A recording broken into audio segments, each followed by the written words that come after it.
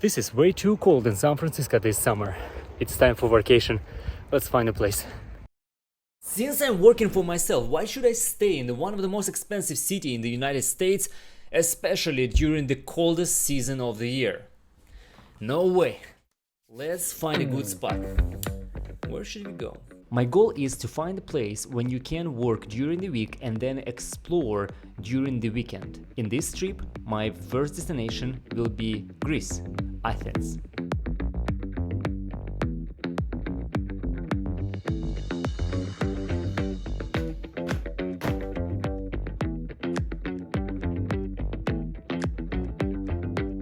I also heard multiple times that companies nowadays losing luggage, so I think I have an idea.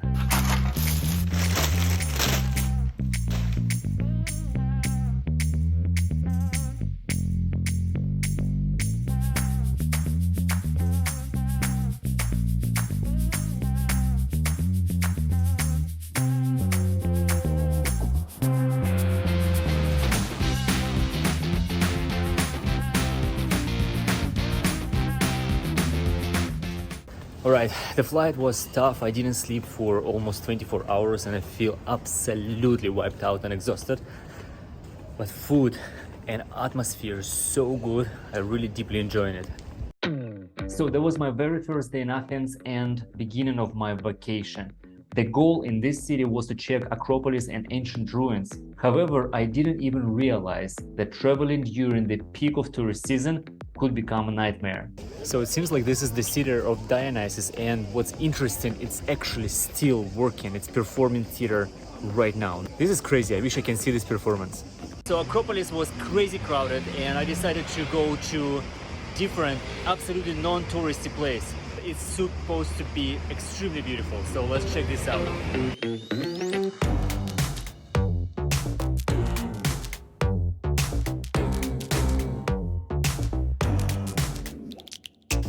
It's really deep.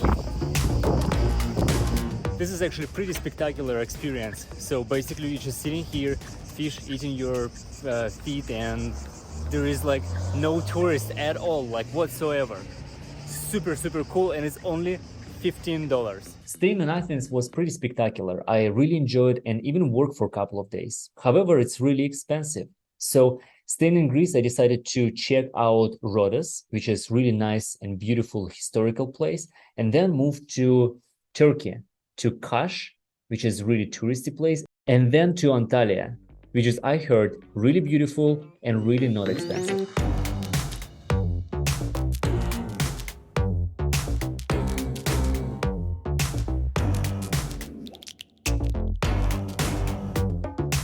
This is one of the best places I ever stay. This is extremely beautiful. This is middle of the Rhodes. Let's go and explore the island.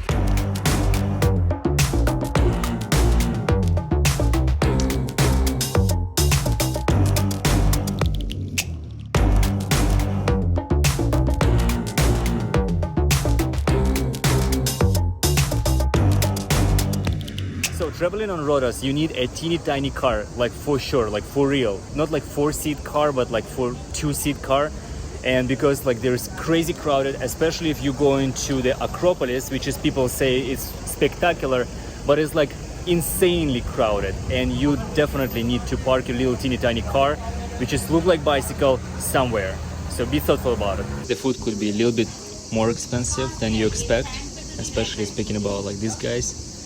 So you probably want to take a couple of snacks with you. That was so busy and crowded on the way to Acropolis, so I decided to fly the drone and to scout the location. And that ended up being one of the most beautiful footage I ever saw.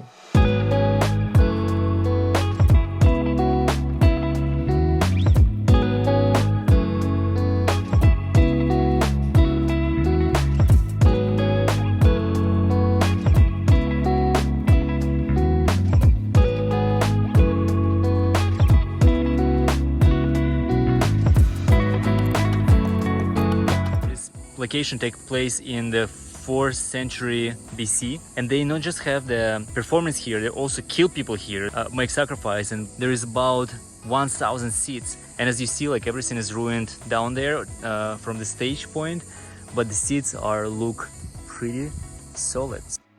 The non-touristy places are spectacular. It's like always fascinating. You never know what you're gonna see next time or next moment. Of course, after a quick scouting, I decided to go and explore it on my feet. I highly recommend you to see this place. Just imagine yourself like as a soldier that defending your enemies from this point, and enemies coming from here. This only way, so you shooting arrows down there, and there's only one entrance which is right there. This is pretty incredible. Right after Acropolis, I hop in a car and drive on the way to Presenisi beach. This place is pretty famous and interesting to see how two different waters coming together. They even have a different temperature, and if it makes sense, different temper.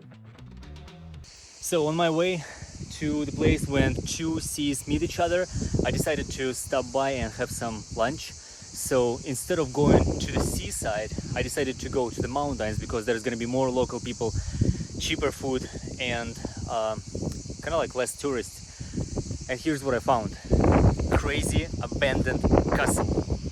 Isn't it cool? However, I didn't spend too much time here because before sunset, I have to see one more spectacular place. This is incredible. You just drive in, then you pull off from the road, and there is a bunch of peacocks. What's up? Any problems, buddy? I heard that there is spring, and I want to go there, and I meet this gentleman, and they tell me that I need to change my sneakers because it's gonna be water. So let's check it out. So this is the pass. Shit, it's really dark. Are you sure we have to go there? This was an extreme walk through almost 200 long and very narrow dark tunnel to get you to the lake. People says that this tunnel was constructed back in 1931, but I didn't have a chance to find out what was the reason for it. It's so freaking creepy. Oh my god.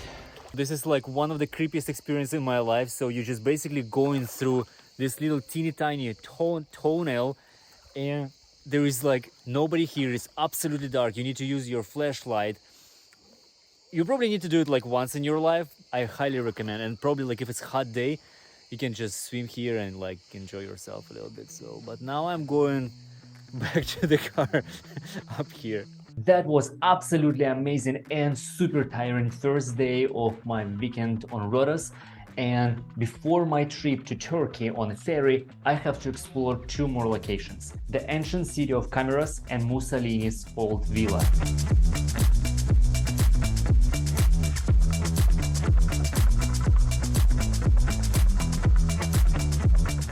So there was at least 400 families living in this little ancient city. The rooms are so small. Look at this. You probably could only sleep here. No TV, no computer table. Gosh, people, how you live here? The ancient cameras being formed in 6th century BC, and this Roman era place really well preserved. You can actually see marketplace, temples, totally isolated walls. Ancient swimming pool. It's crazy interesting to travel somewhere and then go back home and read about this place and learn and understand, wow, that was so cool, I've been here. This is truly really interesting.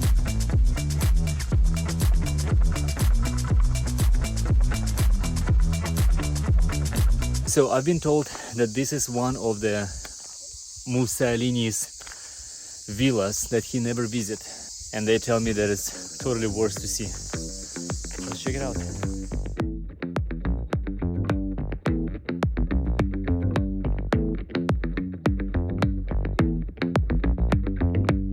This house being built in 1936-1947, and Mussolini never actually spent time here. The whole thing is totally falling apart. Okay, if you really like abandoned buildings, that could be really interesting for you to see.